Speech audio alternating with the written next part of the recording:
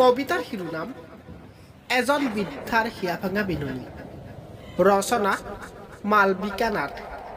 পাঠ নৱজিৎ বৰ্মন। বোপাই মোক ক'ত এৰি থৈ গলি? কাকো পোৱা নাই যে চিনি? এইখনে নহয় জানো তোহাতে থকা মহানগৰী? পাৰিলে মোক আকৌ থৈ আগৈ বোপাই গাঁৱৰ জুপুৰিটোত। যিকেইটা দিন পাৰো তাতে থাকিম, তথাপিও তোহাতৰ বুজা হ'ব নোখোজো বোপাই। মোক লৈ যায়হি বোপাই।